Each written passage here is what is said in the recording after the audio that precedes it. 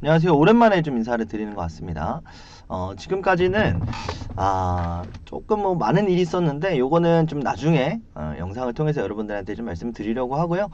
어, 결론부터 말씀을 드리면 이제 좀 다시 한번 좀 영상을 좀 꾸준히 좀 촬영을 하려고 합니다. 정확히는 영상을 촬영하지 못할 일이 있었다 좀 보는 게 맞을 것 같은데 좀 장이 많이 안 좋았죠. 그러면서 이제 저도 좀 하고 있는 일도 있고 그러다 보니까 일단 뭐 그 일도 끝났고요. 이제 다시 한번 좀 영상으로 여러분들한테 좀 찾아뵈려고 합니다. 의도치 않게 좀 장기적으로 좀 휴방을 하게 된 점은 다시 한번 죄송하다는 말씀을 드리고요. 일단 오늘 영상은 좀 워밍업 차원에서 좀 시장의 폭락을 좀 걱정하시는 분들이 상당히 많으신 것 같아요. 외국인들이 좀 인버스, 우리나라 시장 하락에 베팅을 하고 있다. 특히나 곧버스 2배 하락에 베팅을 하고 있다. 뭐 이런 이야기들도 나오고요.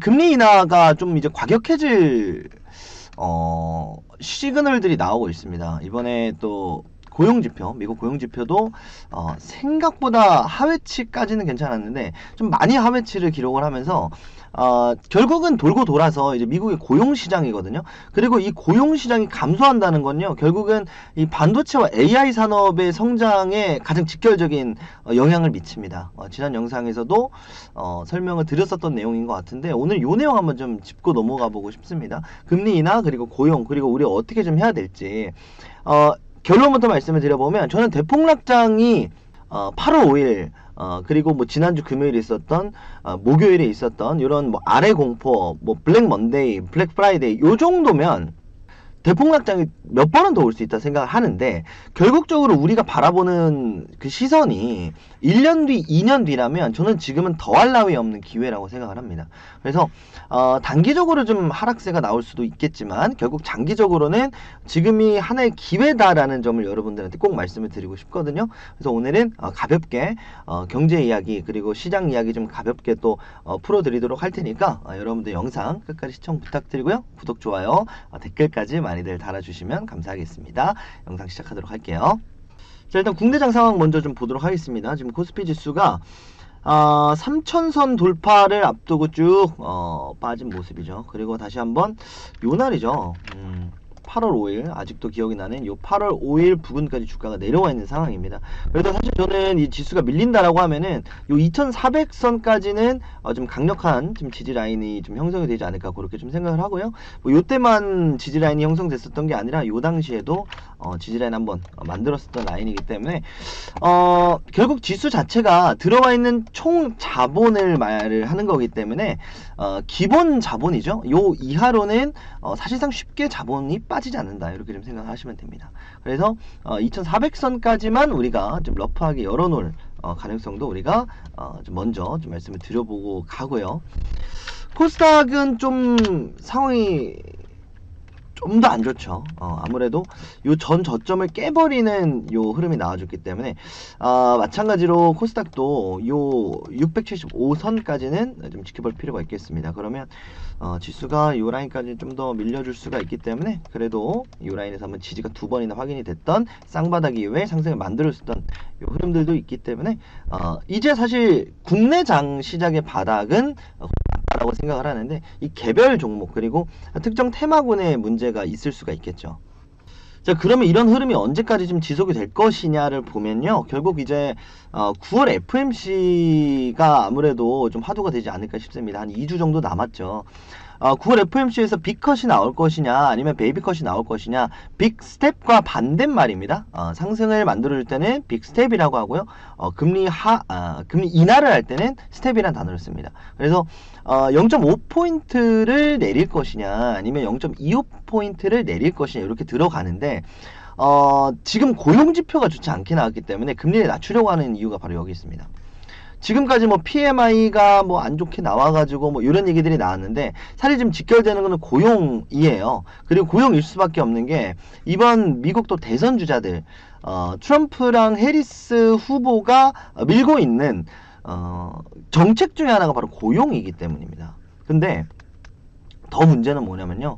금리를 내린다라는 것은 결국은 물가를 너무 많이 올라 있고 그리고 시중에 풀려있는 돈을 잡겠다라는 뜻이잖아요. 인플레이션을 잡겠다라는 뜻이잖아요. 결국 실업률이 많으니까 기존 노동자들의 지금 고용이 제대로 이루어지지 않으니까 금리를 낮춰야 기업 입장에서도 새로운 직원을 뽑을 거다. 돈이 없으니까 사람을 못 뽑으니까 돈을 결국은 기업 입장한테 좀 편하게 해준다 이거예요. 그러면 일자리가 늘어나지 않을까? 이런 생각을 하는 겁니다. 그럼 이제 우리가 어떻게 좀 생각을 할 수 있냐면요. 최근 들어 이제 나스닥, 미국 시장의 하락을 좀 주도하고 있는 기업이 있죠. 바로 엔비디아입니다. 지금 안 좋은 얘기들이 너무 많이 나오고 있어요. 엔비디아 쪽에 이 GPU 독점 관련해서 조사를 들어가겠다. 미국 쪽에서 대만 기업이 미국 시장을 독점하는 거를 막아버리겠다 이런 얘기들이 나와서 반독점 조사가 들어갔고요. 그러다 보니까 지금 삼성전자랑 SK하이닉스 쪽의 주가가 주춤한 이유가 바로 여기 있거든요. 지금까지 뭐 낸드라든지 이 D램 재고 처리까지는 어느 정도 됐고 이제 추가적으로 비싼 이 하이 퀄리티 D램인 HBM이 아니라 그냥 저가형 D램에 대한 수요가 HBM 생산하느라 좀 값싼 D램 생산이 좀 많이 줄어들었잖아요. 그래서 이 D램에 대한 수주가 상당히 많았어요. 이 삼성전자, SK하이닉스 쪽도 이제 내년 내후년까지 해서 그래도 100조까지 좀 넘볼 정도의 그 시장 캐파를 SK하이닉스랑 삼성전자가 D램을 포기하지 않았었기 때문에 감산을 했었지 생산을 중단하지 않았었기 때문에 어느 정도 좀 수요를 예측을 하고 있었거든요. 근데 결국은 이 또한 엔비디아의 GPU가 있어야 여기서 파생되는 장비들에 들어가는 게 바로 D램이잖아요. 이런 부분들에 있어서 좀 좋지 않은 흐름을 가지고 갈 수가 있겠다. 그리고 엔비디아가 결국은 이 반독점 조사를 물론 이제 대선용 쇼의 확률이 높아요. 대선에서 미국 기업을 좀 더 챙겨주는 모습, 뭐 AMD라든지 앞으로 이제 반도체 시장을 좀 더 원활하게 가면서 가격을 다운시키려는 미국 기업들이 결국은 피를 보고 있잖아요. 뭐 구글도 마찬가지였고요, 뭐 애플도 마찬가지였고요. 결국 요 기업들이 엔비디아로부터 GPU를 받아다 쓰는데 영업 이익이 안 나오잖아요. 돈은 잘 벌었는데 영업 이익이 안 나온다. 그럼 무슨 소리냐? 결국은 이 사업을 하는 데 있어서 뭐가 많이 들어간다? 재료비가 많이 들어간다. 재료가 뭔데? GPU잖아요. 엔비디아로부터 들어오는 거. 근데 이 재료가 왜 비싼데? 인플레이션 때문이에요? 아니죠. 엔비디아가 독점하고 있기 때문에 비싼 거잖아요. 이 비싼 엔비디아의 가격을 강제로 다운시키려고 한다. 그럼 엔비디아의 이게 이 반독점 조사가 결국 긍정적으로 끝나더라도요. 이제 앞으로의 엔비디아의 가격 인상은 좀 어려울 수가 있겠다. 그러면 엔비디아의 주가 상승도 어려울 수가 있겠다. 이런 흐름으로 주가 하락이 최근에 나왔었던 거고 하나가 더 있습니다. 이 고용지표라는 내용도 여기에 이제 플러스가 되는 건데 바로 이 AI 산업에 대한 좀 브레이크가 걸렸다라고 좀 볼 수가 있을 것 같아요. 고용지수가 낮아졌다라는 것은 일자리가 줄어들었다라고 해석을 할 수가 있는 거죠. 신규 일자리가 줄어들었다. 왜 줄어들었을까? 물론 경기가 어렵고 기업이 힘든 점도 있겠지만 이 일자리를 누가 대체하고 있다? 로봇이 대체하고 있다. 누가 대체하고 있다? 이 AI가 대체를 하고 있다. 자, 이게 문제가 된다는 거예요. 고용 지수가 안 좋게 나와서 일자리가 줄어들었는데 로봇 AI 산업을 밀어줄 것이냐? 아니다라는 거죠. 로봇 AI 산업의 성장 속도에 브레이크가 걸리냐 안 걸리냐? 걸린다는 거죠. 그러니까 이런 흐름 때문에 사실 이제 한동안 그리고 연말에 대선까지는 반도체는 좀 힘들 수도 있겠다라는 좀 생각을 해봅니다. 그리고 이러한 영향들이 결국은 미국 시장에 영향을 미치고 있고요. 거기에 추가적으로 국내 시장까지도 영향을 미치고 있다고 보시면 됩니다. 특히나 코스피가 반도체 지수라고 불릴 만큼 반도체 상장 기업들이 굉장히 많잖아요. 시가총액 상위들도 대부분 반도체 기업들이기도 하고 그러다 보니까 이제 국내장에도 좀 영향을 주고 있다. 좀 이렇게 볼 수가 있겠는데 뭐 앞으로 이제 뭐 CPI 지수라든지 그런 발표들도 남았고 금리 인하 베이비 컷을 할지 빅 컷을 할지는 모르겠지만 그 전에 한 번 더 이렇게 물량을 빼는 움직임이 나와줄 수가 있습니다. 그래서 앞서 말씀드린 대로 코스피도 마찬가지고요. 코스닥도 마찬가지고요. 지수 체크 한 번씩 꼭 해주셨으면 좋겠고 지수를 말씀드린 이유는 반도체 산업을 제외한 산업들은 사실 좀 줄줄 흐른다라는 느낌이 강할 거예요. 줄줄 흐른다라는 것은 결국 지수 따라서 빠진다라고 보시면 되겠는데, 결국 우리가 근거가 있어야 될 거 아니에요. 갑자기 뭐 원전 들고 계시는 분들, 뭐 엔터 들고 계시는 분들, 요런 분들은 사실 최근에 뉴스도 없고 반등 타이밍을 어떻게 잡아야 되지? 라는 생각들을 많이 하실 거란 말이에요. 그럼 지수가 빠졌어. 지수가 어디까지 빠지지? 아, 여기까지 빠지는구나. 그럼 여기서 한번 추가 매수를 고려를 해볼 만한 근거로 삼을 수가 있다는 겁니다.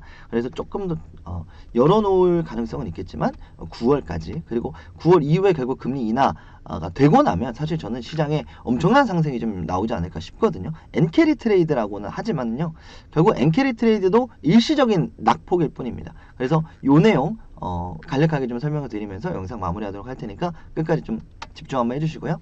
자, 그럼 결국은요, 요번 뭐 고용지표든 뭐든지 간에 이 B컷, 베이비컷, 결국은 금리 인하로 인해서 엔캐리 청산에 대한 연유로, 사유로 주가가 하락하고 있다고 보시면 되겠는데, 엔캐리 트레이드가 가장 무서운 이유는 뭐냐면 전 세계적으로 뿌려져 있는 돈이 얼마인지를 몰라요. 모른다는 점이에요.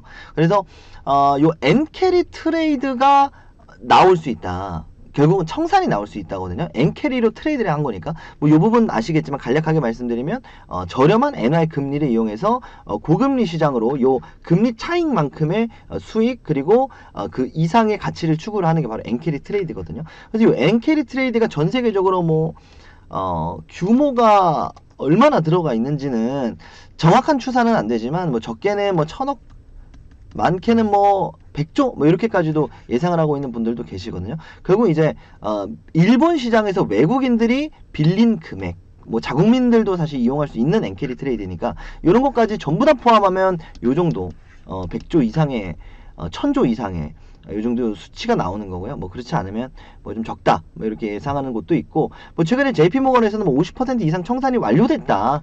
최근에 있었던 뭐 아래 공포 8월 5일 8호 사태 때 절반 이상 완료가 됐다, 뭐 이런 호의적인 얘기들도 나왔지만 결국은 금액 자체를 모르니까. 그리고 엔캐리 트레이드를 결국은 예측해 볼 수 있는 거는요, 일본 중앙은행 금리가 있죠.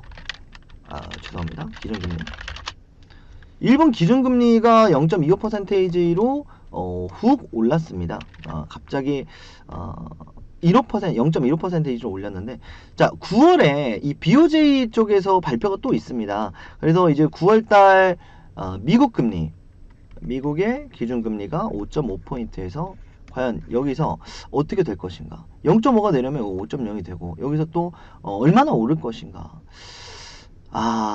여기서 한 번 더 기준금리가 올라간다고 하면 점점 엔캐리 트레이드에 대한 청산 우려감이 있고요.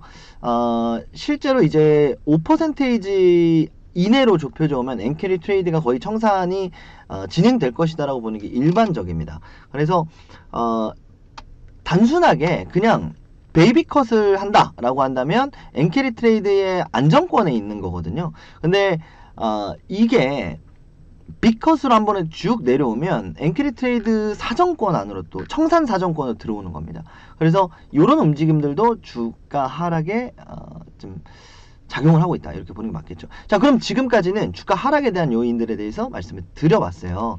그러면 결국은 이 모든 악재가 지금 선 반영이 되고 있다고 보면 되거든요. 거기에 이제 추가적으로 금리 인하가 결국은 시작이 되잖아요.